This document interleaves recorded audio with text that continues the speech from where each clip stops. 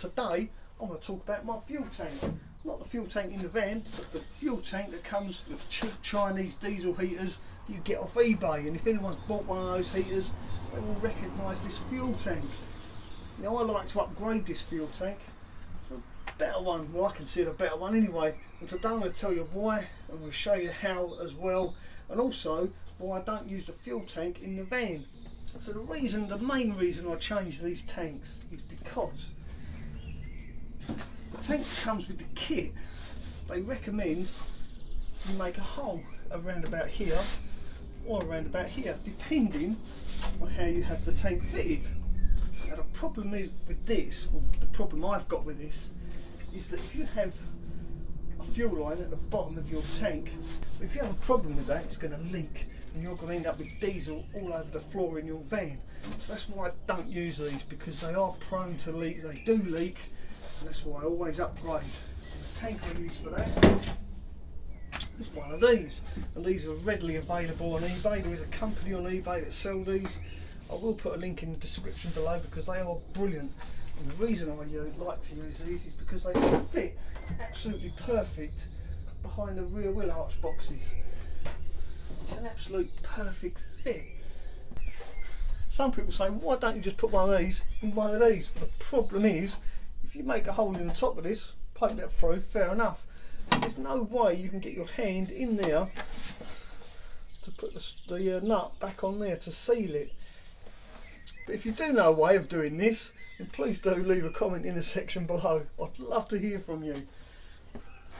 These, as you can see, I simply make a hole in the corner, poke that through, cut it to length obviously. Now when I cut this to length, I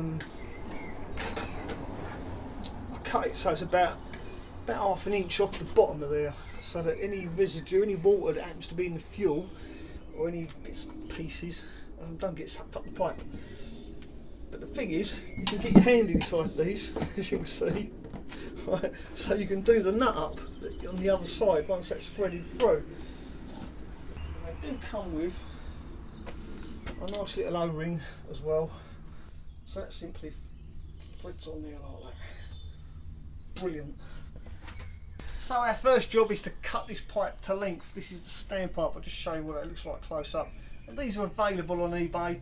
I will put a link below. They're only like, I think about £3 or £4 quid.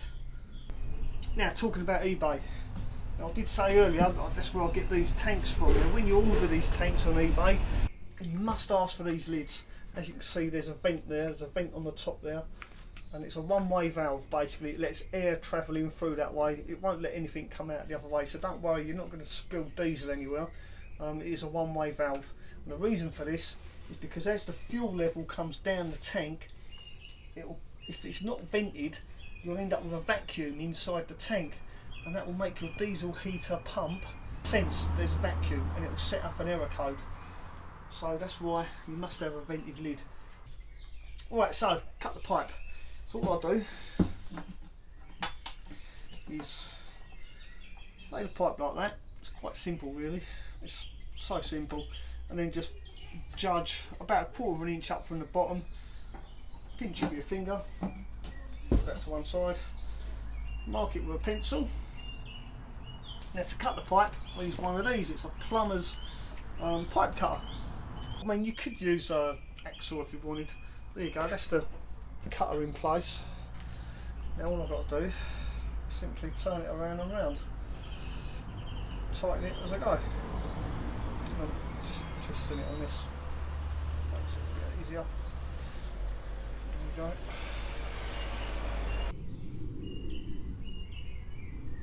There you go. Right, oh, there you go. So there you go, that's cut through. I made that look a lot more difficult than it should be, but this is a little bit large for this little thin pipe. So now the pipe's cut off, I need to drill a hole in the tank. For this I use a 6mm drill. Yep, 6mm drill bit, just a regular drill bit. Drill a hole in the pipe where you want it to go. Simple as that. Don't forget your rubber O-ring. There's a nice little recess. I'll show you looks like. See the recess? It sits inside. Now, because this is a nylock nut, you do need a 10mm spanner, otherwise you won't be able to do it up. It's just a little bit too tight to do up by fingers. So you simply get the pipe, move over a bit so you can see, thread that through there, and then from the inside I'm sliding the nut over the pipe.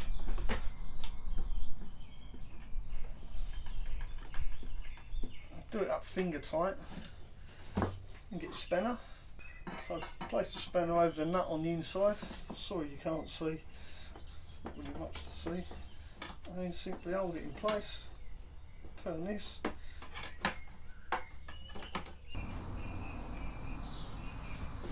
And that is it. It's as simple as that. This is now a fuel tank. All because of that one little bit of pipe. Nice and simple. Ouch. Right, so now what I've got to do is attach this to this. So to get this piece of pipe over this nipple, what we do, we heat it up with a piece of some boiling water. Simply hold this in boiling water for a couple of seconds or a couple of minutes, and then by doing this it softens up the rubber and makes it a darn sight easier to slide over that big nipple. So there we go, that should be long enough. And I've already put the pipe clip on there ready. So what I need to do is hold that pipe clip open and then slide this hot piece of rubber over. That's it, that's all near enough. That's it, so that's that end on now. So now, to get the other end on, we simply hold it in there like that. Give it a couple of minutes. So I think that'll be long enough. And the other end of this, simply slide in our piece of pipe.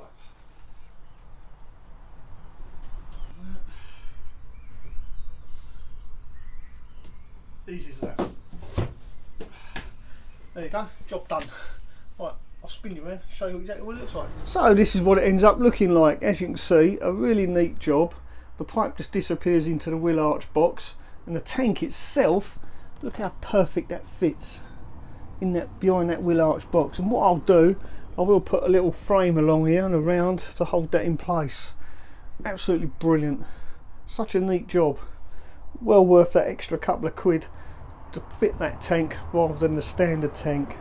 So there you go, a really simple upgrade, no drama whatsoever, relatively cheap. I mean, they're less than 30 quid, but what a price to pay for a little bit of peace of mind, knowing that you're not going to wake up one morning to find diesel everywhere in your van. Oh, that's got to be really nasty, that is. Now don't throw these tanks away, because you can repurpose them. I mean, it's a tank at the end of the day. So, and if you do that, it kind of offsets the price of this tank as well, because now you don't have to buy a grey water tank, right? Perfect.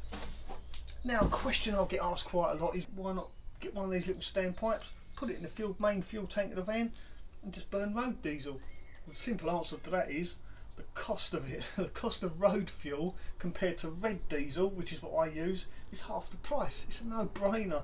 Why do you want to burn road fuel when you can use red diesel? You are entitled to do that. There's no problem with it. I've checked with DVLA, because a lot of people say, no, you can't do that, it's illegal. But it's not illegal. I've done a video, I'll put a link up here to that video all about red diesel, and it's all explained there.